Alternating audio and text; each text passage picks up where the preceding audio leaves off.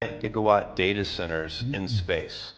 So these giant training clusters, those will be better built in space because we have solar power there 24/7, and the solar power there is there are no clouds and no rain, no weather.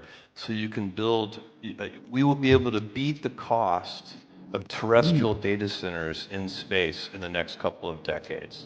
And so space will end up being one of the places that keeps making Earth better.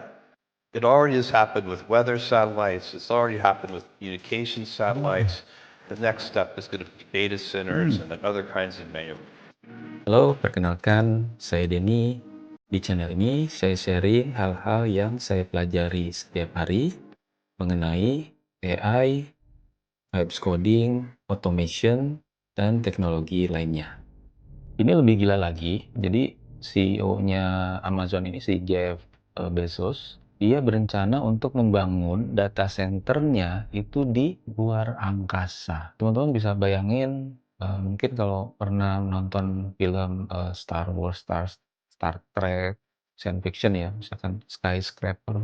Nantinya itu akan ada satelit yang dia di dalam itu ada data center di situ ya, melakukan training dari data yang di-collect gitu ya dari bumi gitu ya, dari kegiatan kita sehari-hari di-collect ke data center yang ada di luar angkasa. Data center ini membutuhkan pasokan listrik dan pasokan listrik ini otomatis masif ya, jadi nggak sedikit membangun semacam solar farm kalau di bumi ya, menyerap sinar matahari terus dijadikan sumber listrik. Menakjubkannya lagi si Jeff Bezos ini, dia akan membangunnya di luar angkasa.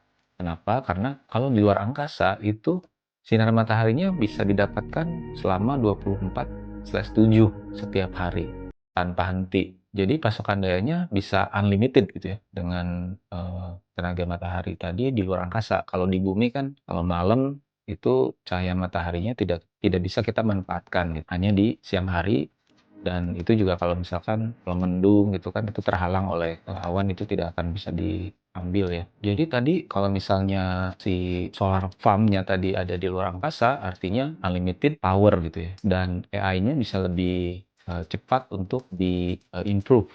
Bisa kita bayangkan sekarang saja AI-nya sudah sangat pintar begitu. Seperti AI yang biasa kita gunakan itu misalnya ChatGPT, DeepSeek atau Gemini itu udah sangat pandai gitu ya. Mungkin yang dari Facebook juga ada Meta ya, Meta AI. Apalagi nanti kalau misalkan di-training tiap hari tanpa henti dengan pasokan daya yang tidak berhenti.